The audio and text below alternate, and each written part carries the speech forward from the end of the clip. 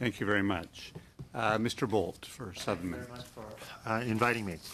Just a brief bit of my background. I was, before I got involved in immigration, I was a commercial banker in Canada and the United Kingdom. I began my involvement with immigration as the manager and founder of the provincial nominee program in Manitoba for the business side. And I later became Assistant Deputy Minister of Immigration in Saskatchewan. I started my own immigration company in 2008. And I would also like to say that my family came as refugees in 1929, escaping the Soviet Union. As the levels of asylum seekers grow, both from those who cross the border irregularly and those who apply when they come as visitors and students, the visa officers, as Mr. Fontaine is talking about, they have ordinary human reactions. They increase refusal rates for all other categories that are coming in temporarily. This is very important for people to understand. Officers are the gatekeepers to Canada, and they see their job as protecting our country from those wanting to enter and make asylum claims. They believe that there are good processes for applying as refugees abroad, and coming to Canada as visitors or walking across a non-controlled border crossing are not some of them. If an officer believes that an applicant for a temporary visa has even the slightest intention of applying for asylum, they will be refused for a visitor visa or a student visa or a work permit. I work with many visa posts around the world, and officers have made this point abundantly clear to me. Also, the greater number of asylum seekers being approved in Canada, the greater number of refusals there will be for temporary visas outside of Canada, students, visitors, and workers. According to the Minister's own report, those coming as international students and visitors contribute $32 billion annually to the Canadian economy in 2017. So any increase in refusal rates costs our country billions of dollars a year. The number of student visa refusals has skyrocketed under the current federal government, nearly doubling in many provinces. In fact, in most provinces, it has nearly doubled. The refusal rates have gone from the mid-20s 3 years ago to over 50% in the last 3 years. Our local Manitoba Association wrote to the Minister about this. Minister Hussein's response was completely logical. He simply took down the statistics from their website and refused to provide any statistics via ATIP. This is at the same time when Manitoba and most other provinces are looking at international students as a growing source of skilled labor to fill economic needs.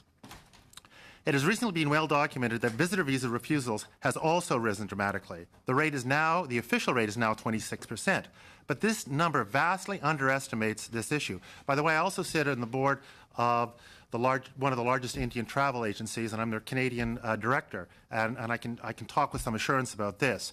In places like India, getting a U.S. visa is relatively simple. Alternatively, people know that the majority of Indians can't get a visitor visa to Canada, so they simply do not apply. There are millions more visitors who would like to come to Canada, but who know that their visas will be refused, so they don't try. The reason why they will be refused? The officers fear they will make an asylum claim. When we started the provincial nominee program in 1997, the processing time for many years was about 6 months. Over the next 18 years, it slowly grew to about 11 months. That's the federal processing time. Since the new government has taken over, the processing time has quickly escalated to 19 months. In a province like Manitoba, which relies almost entirely on the provincial nominee for increases in skilled labor and population growth, this increase in processing time costs our little province tens of millions of dollars a year. Finally, there's the cost of processing and settling those who make asylum claims in Canada. In my view, this is likely the smallest cost associated with this issue. The other costs, missed opportunities of students and visitors, companies and communities being without skilled workers, are far larger and more critical. Parliament has asked the Parliamentary Budget Office to examine the costs associated with asylum seekers, and I would like to ask this committee to change and amend that request so that the costs associated with refused visitors, refused students, and delays in economic immigrants be added to the costs associated with these claims. There is only one department of IRCC, not two.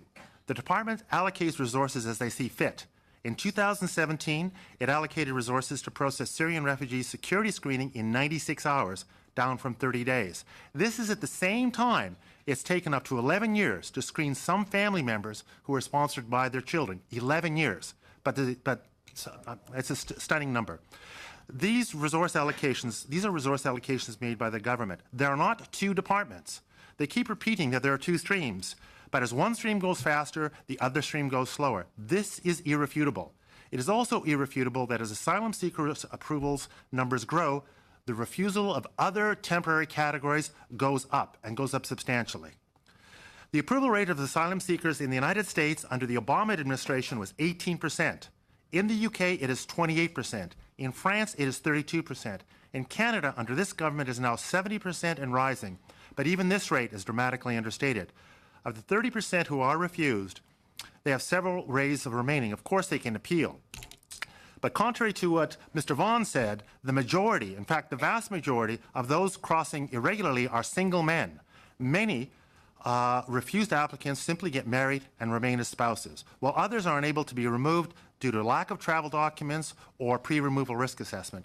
There's also humanitarian compassionate grounds, and even some qualify as federal skilled worker. To the best of my knowledge, there has never been any statistics released on the actual number of asylum seekers who are allowed to remain in Canada. Anecdotally, visa officers claim that about half of those who are initially refused are allowed to stay for various reasons, for a total of 85% approval. I'm not aware of any other developed country which allows 85% of asylum seekers to remain. In Canada, regardless of which party you're in or support, we passionately believe in fairness. All of us do. No party has a lock on it. Yet, when it comes to asylum seekers, it is hyperbole, political correctness, and lack of any economic data or analysis that seems to rule. There should be one door to enter Canada, and that is the front door.